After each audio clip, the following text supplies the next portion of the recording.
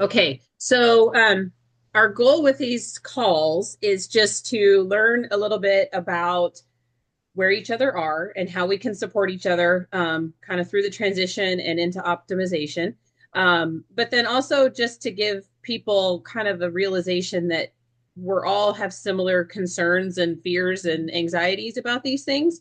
And so I think it's great to share a little bit about where we are in this process because after our first call we had a couple clients that were just starting to transition and they both said, oh, that was just really great to know that I'm not alone, and that there's other people who kind of have the same thoughts. So Jake doesn't know this yet, but I think that it would be great if he shares a little bit about kind of where his journey has gone over the last few years. Because so what was so funny when he reached his goal the first time around, we got on a call with my coach Jonathan, and I said, or maybe he reached his goal, and I just said, okay, so do you want to talk about transition, or what are you going to do now? And he's like, well, I'm just going to eat food. What did you think I'm going to do? I don't need you to tell me any of these things. Okay, that's fine. But here we are, 4 years later, and I think that it's been good. And you can talk a little bit about just like we've having more conversations about, what does this look like and what does it look like based on activity level. And, because he's done a lot of different things workout wise as well over the past couple of years. He trained for a half marathon last fall, and that's different than strength training, that he has been doing. So, do you want to share kind of what you've experienced in the last few months and how you're tweaking some of your Yeah, thoughts or how sure. you're using the Ascend product? Sure. So, I went into, probably right around Thanksgiving, we did a reset, or I did a reset. You come off the, cow show season and, the heavy drinking season of life. So, I did a reset, and I had come off the half marathon too, and quite frankly, um, I had forgotten about that when I was not training for the half marathon anymore. I did not need the massive amount of calories, that I enjoyed. So it kind of led to a little, needed to get back on program 4 and 2 and reset. And then about that time, Wendy's telling me about these waffles and Oh, yeah, the waffles. and the new Ascend lineup that's coming out. And I think the neat thing is like I'm probably working out 5 or 6 days a week, whether that's at CrossFit, whether that's running. I signed up for the same half marathon, so I keep that going. But it feels like now versus 2 years ago that Optavia has steered into the not only people who are looking for a weight loss program, but people who are looking for an athletic program. Between the BCAAs and the protein shakes and the new Ascend lineup, like it provides everything that all the other at CrossFit they of course have these things sitting there, and every gym you go to, it's kind of refreshing that Optavia has steered head on and as a branch into someone who's as active as I am, and probably I've tried the transition multiple times. This finally feels like the right mix. It's probably again the Ascend lineup because I went on the app and found, is it the T? Somebody TEE. help me out with that. TEE. The TEE. I found my TEE, which was kind of good because you're kind of shooting from the hip otherwise, and I've tried to stick to that. And in the past 5 weeks, I'm exactly where I was when I stopped, doing any kind of the weight loss program and, eating, it's basically a full Ascend, 3 times a day along with the 3 meals. So I don't know, like for me, I feel better. Even going from something simply like Kodiak cakes, which we really like, which are full of protein, to switching into the Ascend waffle, you just feel better. I don't know what it is. It's maybe the formula, but you feel like you ate less, you feel less full, after eating the exact same serving, which is very similar. You know, very similar nutritionally wise, except the Ascend is built to be a little more protein, a little less carbs. So, I mean, for me, I think, the best part of the new journey right now is I travel and sleep in a hotel 80 nights a year, which requires a lot of discipline on the road when you're eating, because sitting in a car, I probably average 12 to 14-hour days, farm stops included, which means on any random day, I'm in the car at least 7 hours sitting on my rear end, with the ability to snack anytime I wanted to stop for gas. And um, I think the neat part is the first year is extremely hard, not to just be bored and want to get some peanuts because you think peanuts aren't bad. Well, yeah, but if you do that every day and have a bag of peanuts, yeah, it adds up.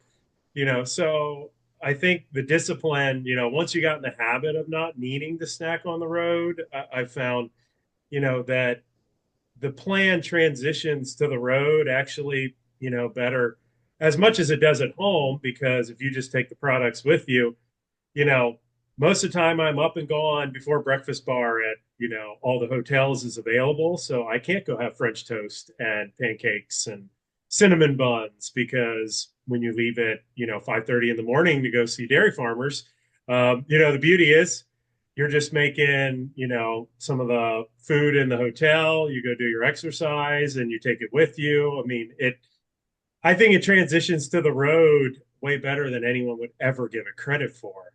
You just, pre-pack what you need for the week.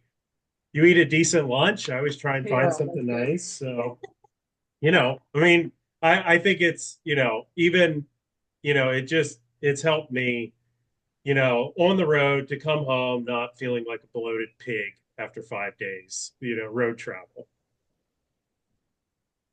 Thank you.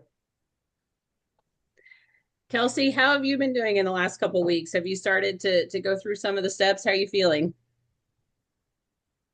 Yes, I've added in the fruit and some of the healthy grains, so I feel good.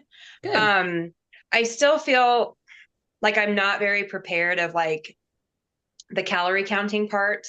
Okay. Like I'm intimidated by that, so I haven't like branched out a whole lot in other like in other snacks besides my Optavia snacks. So Mhm. I just haven't taken time to like get all that figured out, and I don't feel like I'm confident enough to do that yet, but I've like excited about adding in fruit. I was like, I kind of realized I haven't eaten fruit in a long time and it's kind of nice. Yeah. So Good.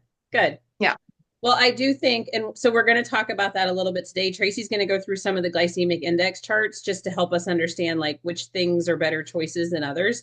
Um, but I do think too that the new transition plan that just came out like yesterday is really, really good. And so maybe even next week we can go through that, Tracy, and just talk a little bit about like some of the steps and what the different components are, because I think that would be helpful, um, just to walk through it a little bit. So, Yeah, that's a good Okay, idea, especially for great. those who aren't real confident in the calorie counting side, because like you know what a lean and green makeup is, you know what the Ascend line product is, and so you're like, nope, all I have to do is figure out a breakfast for today that fits within my leftover calorie count, and that's the only calories you have to count in the day. So I think the Ascend line transition program will be really good for people who are intimidated with tracking calories.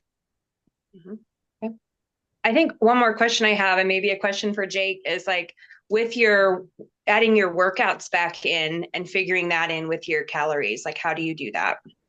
Yeah, I mean, so what some of the stuff I've got to read lately, it depends on the workout now. Like if I go like this morning I ran, so I would probably have something like with a little more carbs. Like I had an Ascend waffle Okay. with some PB2, I mixed with water and banana, probably, I don't know. You have a whole banana and it's probably okay to eat it, but I always like cut off a third, throw a piece in the freezer for my son's smoothies. And then it's just food you're not eating, but you always give yourself 15 minutes after that. But like then if I'm gonna go like, the other day we were max lifting at CrossFit, I came home and ate a lot of protein, eggs and, some meat or, turkey, ham, something with vegetables. So it depends what you workout you're doing, whether if you're doing a lot of lifting and strength training, then I do more protein that day. But if I'm just running, then, you peel into more carbs. Now, see, the Okay, so other thing that, oh, sorry, go ahead. Yep.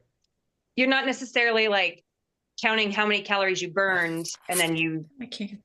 you Yeah. consume that again. No, Or I are mean you? like the TC, that TEE. the TE has me at a certain number, so I try and keep Mhm. that in mind. But most of my time, like I looked at the on the app, the Lean and Green Plus.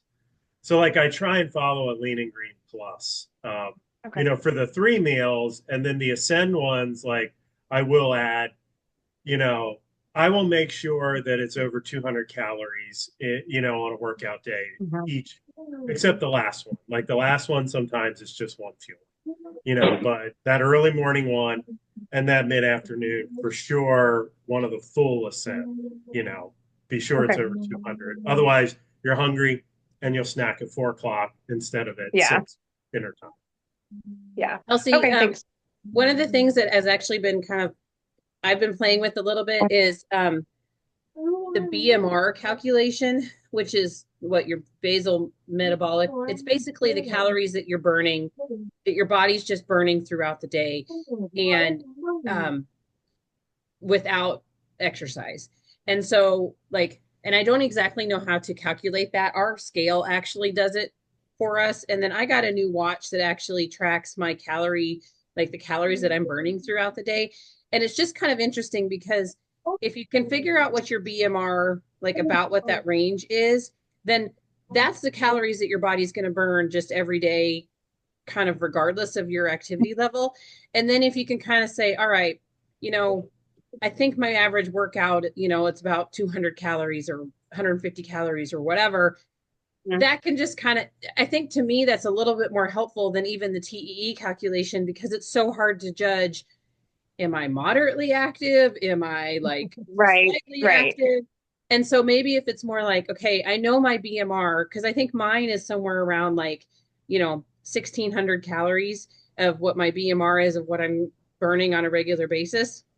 So it's like, okay, so if my BMR is 1,600 calories and I know kind of what a day looks like on a 1,600 calorie day based on those optimization plans, and then, okay, I worked out today and this one was a harder, cardio one or whatever, and my watch tells me supposedly how many calories I burn. And I'm not going to go home and then say, oh, I'm going to eat an extra 300 calories today. But it helps me kind of have an idea of, okay, now I'm looking at this kind of calorie range. But I also think what Jake said, as far as protein versus carbs, depending on what you're doing, cardio versus strength, is also very helpful. Okay. And maybe an easy place to start with that, Kelsey, would be to consider the TE ranges are usually within 200-ish calories of something else, like an active day or non-active day. And the number they give you is kind of right in the middle. So you could kind of say, okay, if the TEE is the goal, just play around with the 200 calories. Again, whether it's 200 calories of protein on a really heavy lifting, maybe even a chore day, right? Like you're doing a lot of lifting and hauling, which is equivalent of doing a lot of strength training in a day. It's not a lot of cardio, but you could do, okay, I'll play around with about 200 calories worth of extra protein today and see how I feel. Or on a day that you're doing a lot more running around, or actually have a cardio workout, you could utilize, again, up to 200 calories of some extra carbs that day and kind of see how your body responds to it. The fun thing about transition and then optimization time is every person's body responds a little bit differently, which is why the coaching never really stops, because then you can work with Wendy to be able to say, hey, this is what I'm experiencing on these days. And then the two of you can kind of do, you're basically like a science experiment with yourself and say, how do I feel? How's my energy levels afterwards? Like Jake said, the bloating levels, and go, okay, I maybe overdid it a little bit here. And so, maybe just that 200 calorie range is a good place to start, not worry about too much more than that. Again, if you're already kind of concerned about tracking all the calories that you're eating right now. You can kind of just maybe go, oh, okay, that's like 2 servings of the whey protein, or it's an Ascend bar, or it's, an apple and a banana today, right? Like, so depending on what you're sort of looking like or looking at, or it's like a piece of toast that you got to have in the morning and another piece of toast you got to have at night. All those things I just said are around 1 or 200 calories each. And then that way you can kind of play around with how does my body respond after those heavier All right. days. Yeah. Great. Thank you. Yeah. So Patty got a work call, so she had to jump off. But Tracy, do you want to go through? I think that's a good transition too into some of the glycemic index stuff. The other thing, Kelsey, do you use sorry, sorry. real quick, do you like peanut butter? Yes. Yeah. So like I'm massive peanut butter fan. And so like PB2 powder has been like a lifesaver for me because even with a banana, like I can take PB2 and mix it up and eat a banana with it, and all of a sudden you're peeling out loads of fat and calories and it you don't notice a difference, but that's just something small. PB2 is like my go-to. Okay. Great. Thanks. Okay, cool. Let me share my screen here. And we'll go through a couple of these since Kelsey shared she's mostly doing fruit right now. We'll spend a little more time on that. First things is, in the Habits of Health book, section 2.2 on page 237, that's where these charts start.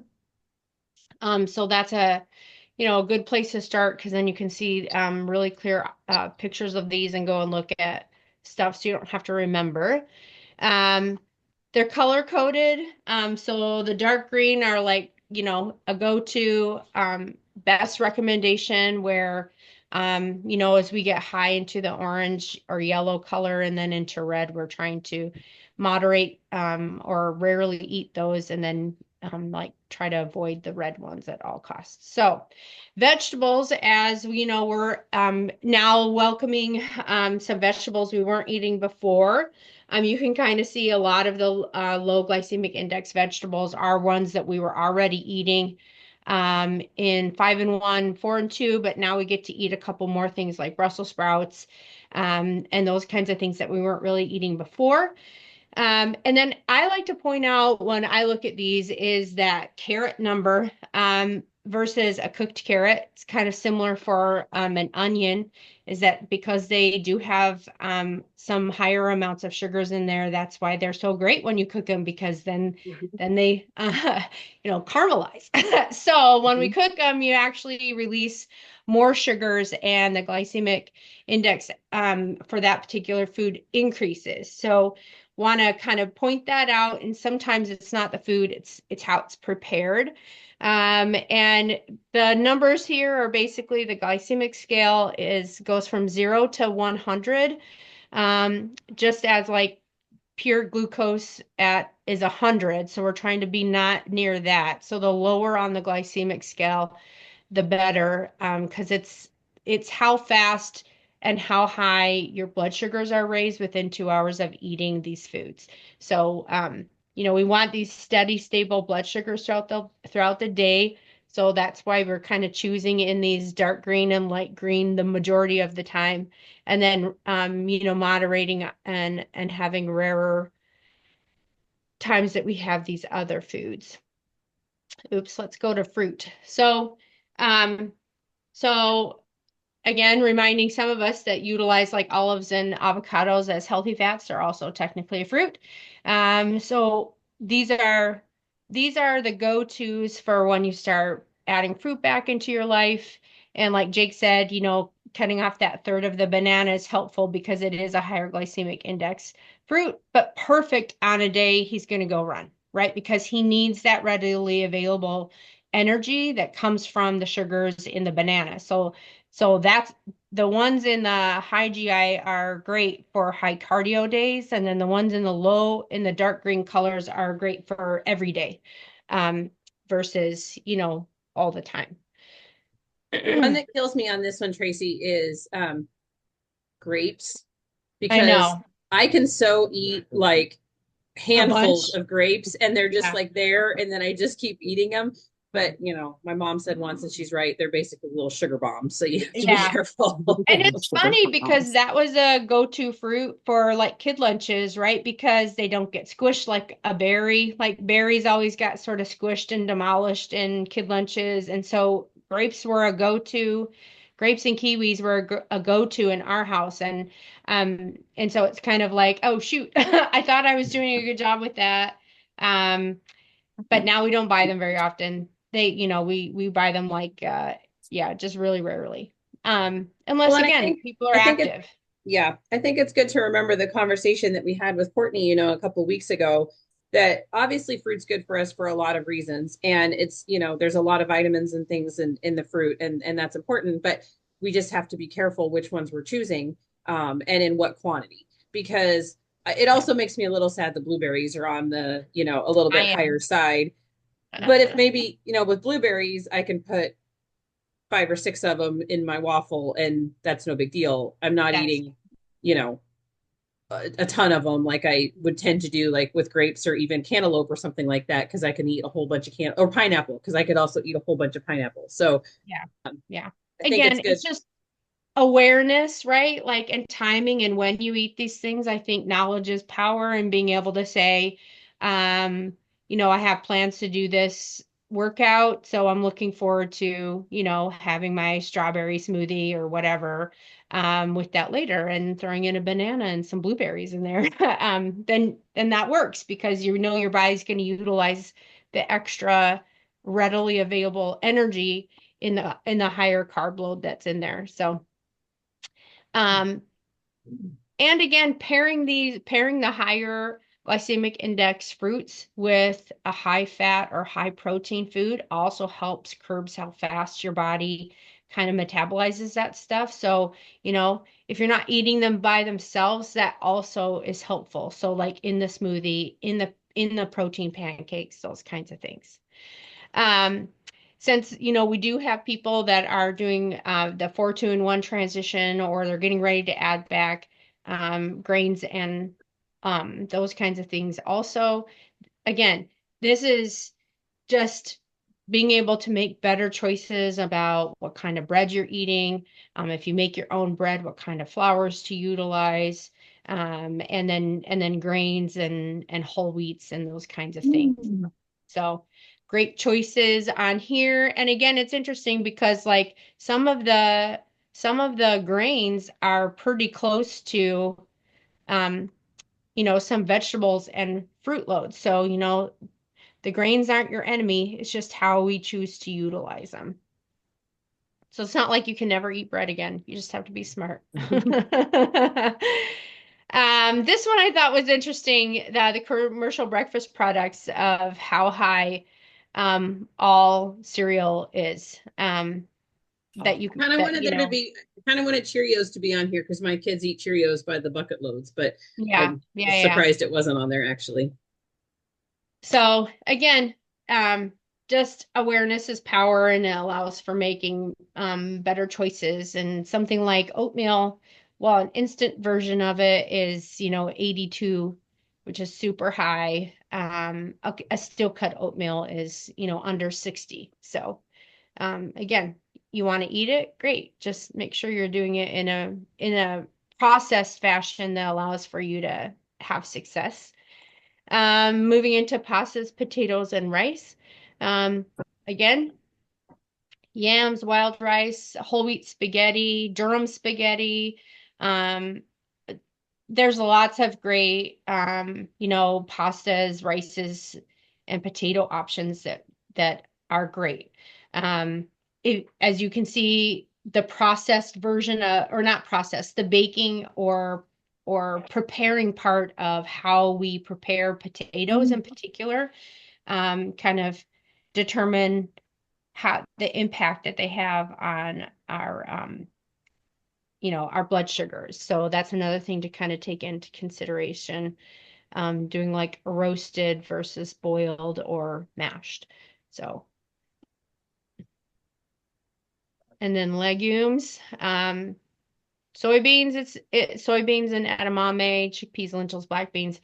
These are great, and these are also great for anybody who's um, tends to get their proteins from vegetable sources if they're vegetarian. These are my go-to vegetarian proteins because while they also have a balanced carb in there, they're better than some of these other ones that are in the green, the light green section. But all of these are really great choices. So, and it's interesting because edamame, half a cup of edamame, um, is like a whole balanced serving of nutrition. It's interesting because it's a little higher in fat than a fueling, but it has the same carb breakdown with fiber and sugars and protein as a fueling.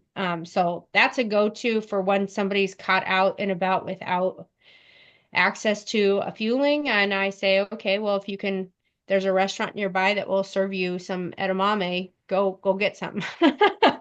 It's also a great one if you like edamame, shelled, or even in the pot and whatever. It's a great grab and go snack if it's already cooked because it's tasty, cold and hot. And then seeds, nuts, and oils. When monounsaturated fats are going to be our higher recommended healthy fats as we get through transition and into optimization. So making sure that we're doing something like olive oil, canola oil are going to be better choices than say a sunflower or peanut oil. And then snacking nuts, like Jake said, awesome, but you can't eat a whole bag every day. But great for toppings for, yogurts. They're great in pancakes. They're great on oatmeal.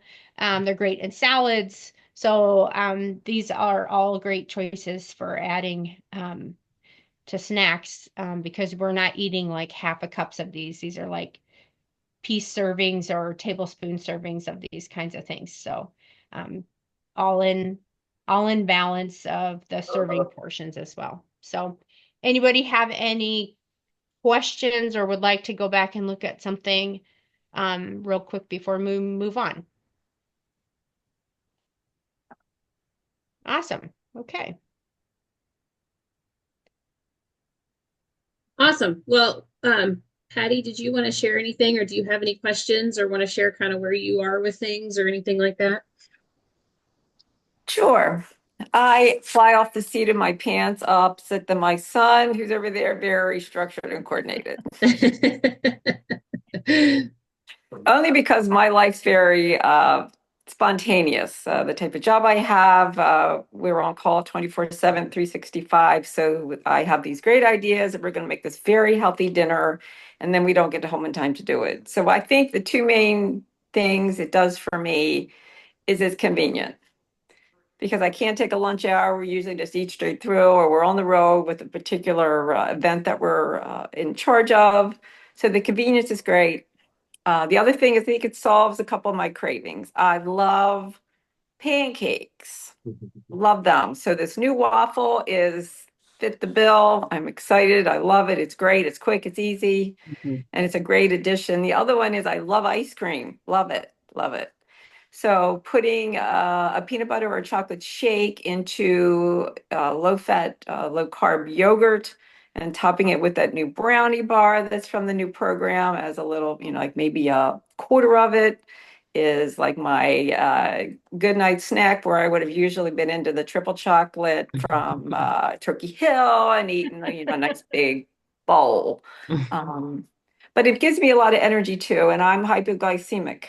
So the fact that I do not have the high-low moments in my afternoon that I've been plagued with since I was pregnant with Jacob when I found out so many years ago that at 2 to 3 o'clock was my I'm dead moment and could barely thrive. But now I'm having an energy bar. I'm famous for an espresso with a vanilla shake to make like my own latte, which curbs my Starbucks habit as well.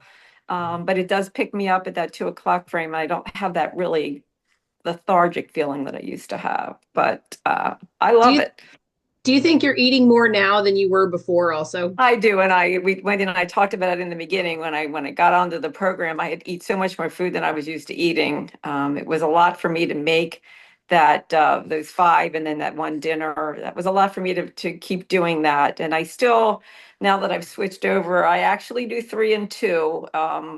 But I eat the same thing for lunch every day, which doesn't bother me because it's convenient. And I eat a salmon cake that I get from the local fish market, and that's quick and easy, and that works for me. And then I do eat a good dinner. But I talked to Eileen. We were out the other night, and Eileen went on the program with Wendy. I'm not sure when Eileen went on, but anyway, she's down to where she wants to do it. She's doing maintaining the same thing I am, and she looks fabulous. Good. Eileen looks wonderful. I would say, well, Eileen turned 80 in November. She just looks amazing. And she said she has so much more energy than she had before. And the nice thing about her is we'll get together for lunch and we each take a bar and we just kind of laugh about it and have it. But I have that's how I another feel. client.